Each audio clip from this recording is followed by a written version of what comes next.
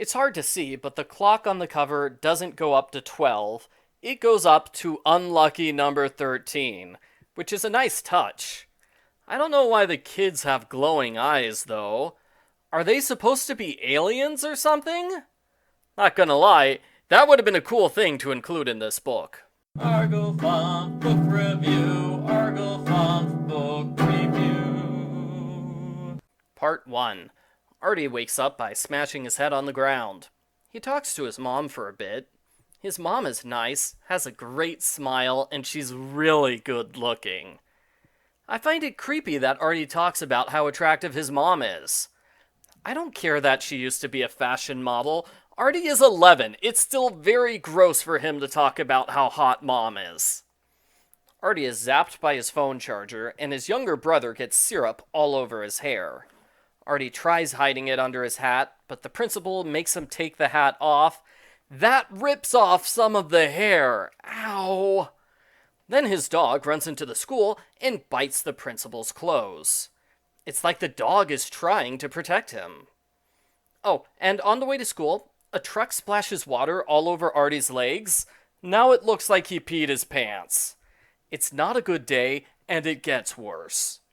Artie makes an enemy out of Brick, the most popular guy in school. He meets Shelley, a somewhat nice girl who's totally hot. Even hotter than Artie's mom. Artie immediately has a crush on Shelley. He's sure she likes him back, but that's debatable.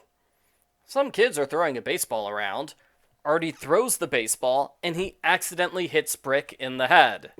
Brick is mad, and he gets even madder when Artie steals his seat in class. How does Brick have his own seat already? It's the first day of school! For that matter, how is Brick already the star of the school's football team? Isn't he in 6th grade like Artie? Everybody's mad at Artie because he's in the wrong classroom. He's not in room 307. He's in room 307A. Yeah, whatever. It's not Artie's fault the names for these rooms are ridiculous. He goes to the right class where a bee attacks him. Artie runs around the room waving his arms at random. He gets stung, and he knocks the class scorpion out the window. The teacher sends Artie to get books from the basement. It's a creepy basement. Artie burns his hands on a pipe, and he hears a dead body groaning. The person in charge of the basement is an extremely fat man named Mr. Blister. Mr. Blister seems intent on covering things up. At lunch, Artie drops his food tray in front of everyone and slips on his spaghetti.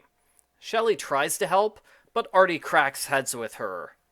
That hurts, but not as much as seeing Shelley spend the whole lunch period chatting with Brick. No! The cool guy is stealing Artie's crush! Artie is so distracted, he accidentally wanders into the girls' bathroom. The principal warns Artie to be careful because he has caused over a dozen incidents so far. No one is that unlucky, right?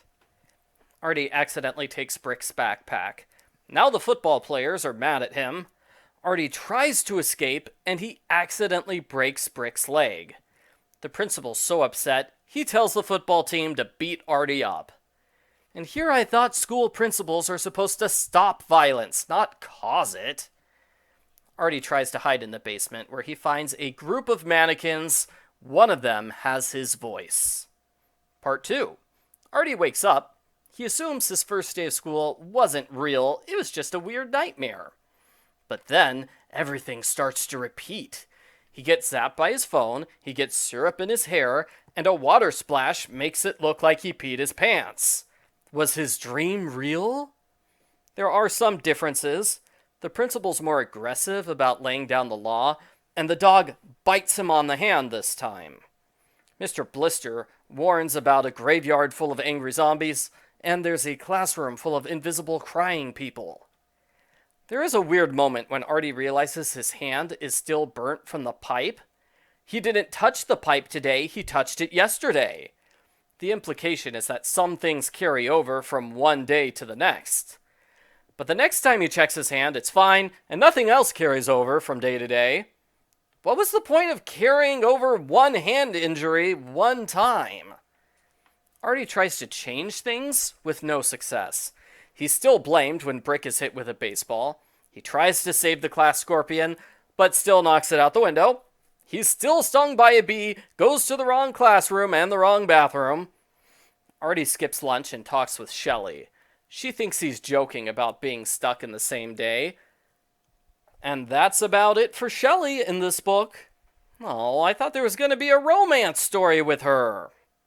The day ends when Artie accidentally throws Brick's backpack out the window. He jumps out the window after it and falls to his death. Part 3 is 1 chapter long. Weird. Artie tries to predict everything that's going to happen, but everything's different. There's a different breakfast, and instead of getting splashed with water, Artie's covered with skunk oil. Part 4. Artie wakes up. I guess the author didn't feel like writing about his breakfast and walk to school again, because Artie gets time warped to when school starts. No, really, he's standing in his house and he's warped ahead in time. Everything's full-blown weird today. The dog bites off the principal's hand. The class scorpion becomes gigantic. The baseball goes all the way through Brick's head, which should kill him, but no, he's still able to talk and walk with a large hole in his forehead. In the basement, Artie gets cornered by football players, zombies, and a crowd of mannequins that look exactly like him.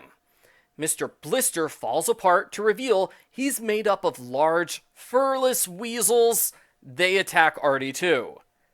There's a twist ending where it's revealed everything was a weird dream Artie had when he was at the dentist's office. This is followed by a second twist ending where it's revealed everything was a weird video game.